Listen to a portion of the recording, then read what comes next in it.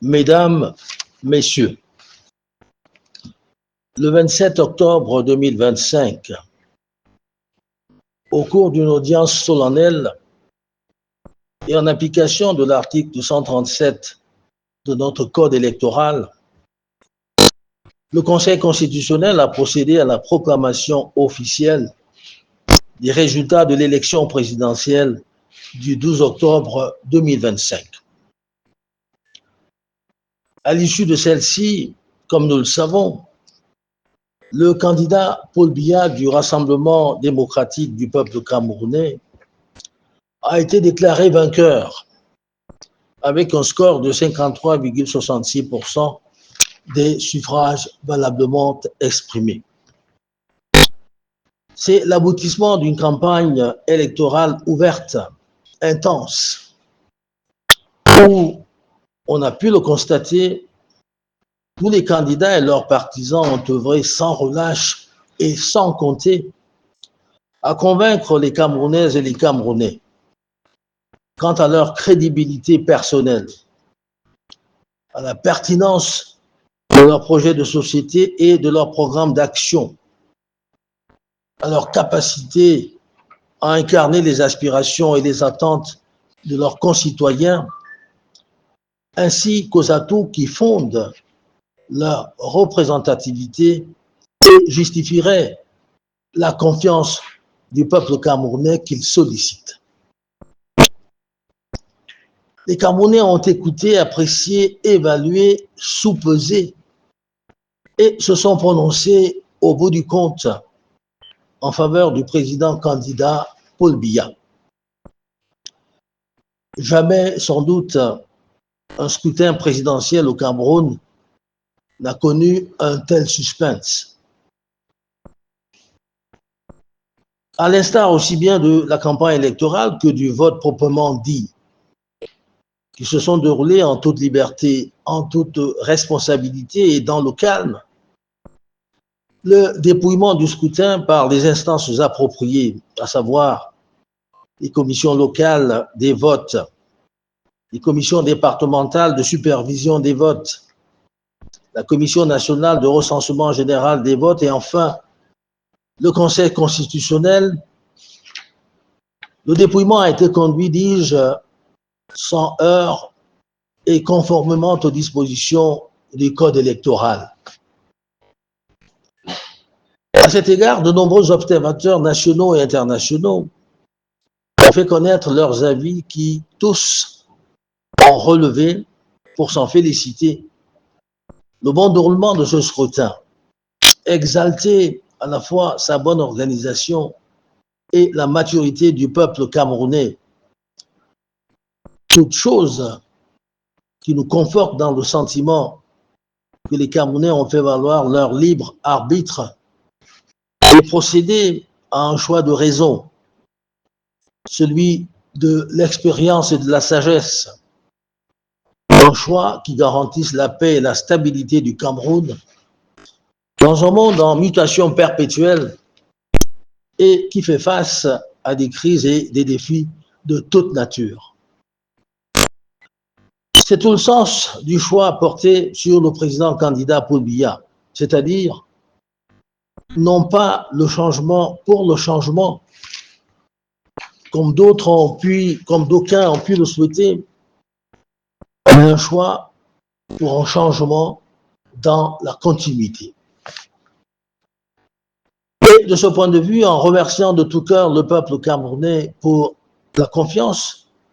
que ses concitoyens ont bien voulu lui renouveler, le président Biya a pris l'engagement de tenir le plus grand compte de leurs attentes, notamment celles des jeunes et des femmes. Mesdames, Messieurs, comme dans la plupart des pays qui se veulent démocratiques, les usages commandent que l'on prenne acte du verdict final prononcé par l'institution investie de cette prérogative exclusive et que les protagonistes se congratulent, tant il est vrai qu'aucun candidat ne peut être juge et partie et partant ne peut s'auto-proclamer vainqueur. C'est pour cette raison que le gouvernement dénonce vivement la proclamation hâtive par un candidat de sa victoire, en même temps que la contestation radicale du verdict final du Conseil constitutionnel confirmant la victoire du président candidat Paul Biya. Qui plus est, le gouvernement condamne sans réserve les appels à l'insurrection,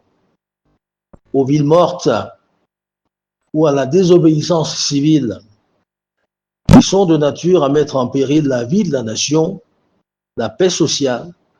et le développement économique. Il y a lieu en effet de déplorer et condamner les effets néfastes des mots d'ordre lancés ces derniers jours pour revendiquer à corps et à cri une victoire non établie. Nous avons vu des hordes de manifestants se ruer sur la place publique dans quelques-unes de nos villes, commettant de graves sévices à l'encontre d'honnêtes citoyens, pillant des biens appartenant à des personnes physiques ou morales, incendiant des édifices publics et privés, prenant d'assaut des postes de sécurité, des bâtiments abritant des services publics, des permanences de partis politiques et d'autres exactions. Ce sont là autant d'agissements inadmissibles qui engagent aussi bien la responsabilité de leurs acteurs que celle de leurs instigateurs. À ce propos, le gouvernement rappelle que de tels faits constitutifs d'actes d'insurrection sont prévus et réprimés par l'article 116 nouveau du Code pénal camerounais qui dispose ainsi qu'il suit: est puni de l'emprisonnement de 10 à 20 ans celui qui, dans un mouvement insurrectionnel, provoque ou facilite le rassemblement des insurgés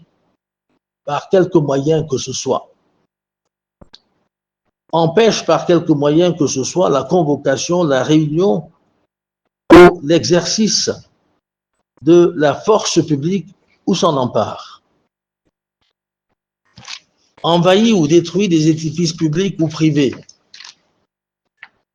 détient ou s'empare d'armes, de munitions ou d'explosifs, porte un uniforme, un costume ou autres insignes officiels, civils ou militaires. Face à ces débordements intolérables dans un état de droit, le gouvernement de la République a pris des mesures visant à rétablir le bon ordre et la tranquillité publique conformément à ses devoirs régaliens. Des interpellations de fauteurs de troubles pris en flagrant délit de leur forfait ont été effectuées. Les mises en cause sont actuellement en exploitation au sein des services de sécurité afin d'établir les responsabilités des uns et des autres et de les traduire devant les juridictions compétentes le cas échéant. C'est le lieu de saluer une fois de plus le sens élevé des responsabilités et le professionnalisme de nos forces de défense et de sécurité qui ont su faire montre dans toutes leurs interventions à la fois de fermeté et de retenue. Il n'y a pas eu d'usage disproportionné de la force publique, comme certains ont cru devoir le décrier ici et là, notamment à travers certaines chancelleries des pays amis. Au demeurant, c'est aussi le lieu d'en appeler à l'objectivité des représentants des pays amis et autres partenaires internationaux dans le regard qu'ils portent sur les enjeux qui nous interpellent et leur prise de position sur nos réalités structurelles ou conjoncturelles. Le gouvernement entend rappeler qu'ils ont pour vocation première d'œuvrer au renforcement des relations entre leurs pays respectifs et le Cameroun, qu'ils ne devraient en aucun cas se muer en donneurs de leçons et qu'ils devraient éviter que leur prise de position ne s'apparente à des vues partisanes susceptibles de déteindre sur nos relations avec leurs pays respectifs, des positions qui doivent rester fondées sur le respect mutuel de nos souverainetés. Mesdames, Messieurs, face à toutes les tentatives endogènes ou exogènes visant à attiser les tensions dans notre pays par des appels à l'insurrection, à la désobéissance civile, qui sont de nature à semer le désordre, l'insécurité et l'instabilité si préjudiciable au développement économique et social du Cameroun. Le gouvernement en appelle au discernement, au sens de responsabilité et au patriotisme des Camerounaises et des Camerounais, pour faire échec à toutes ces tentatives malvenues et préserver nos précieux acquis que sont la paix, la stabilité, la cohésion sociale et le vivre ensemble. Le gouvernement exhorte tous nos compatriotes à prendre garde de souscrire à des mots d'ordre inopportuns qui tentent de semer la panique en créant toutes sortes d'artifices visant à instaurer un climat de désolation dans le pays, au travers notamment de pénuries artificielles de denrées alimentaires, alors que tout est mis en œuvre pour rassurer les populations et leur permettre de vaquer normalement à leurs occupations. Le gouvernement affirme que l'élection présidentielle d'octobre 2025 relève désormais du passé et que le grand enjeu qui doit à présent nous mobiliser est celui de la mise en œuvre du nouveau programme du septennat que nous propose le président Paul Biya et qui pourra, soyez-en certains, mieux que par le passé, répondre aux aspirations et aux attentes du peuple camerounais. Oui, à l'aube du nouveau septennat, l'heure n'est plus à la cristallisation et à l'amplification des conflits qui ont causé tant de préjudice à notre pays. Le gouvernement invite par conséquent toutes et tous à œuvrer à éteindre ces conflits meurtriers pour privilégier ensemble le Cameroun. Par-delà les ethnocentrismes, les égocentrismes et les ambitions personnelles. Car si nos ambitions peuvent être légitimes, l'intérêt de la nation doit primer ses ambitions.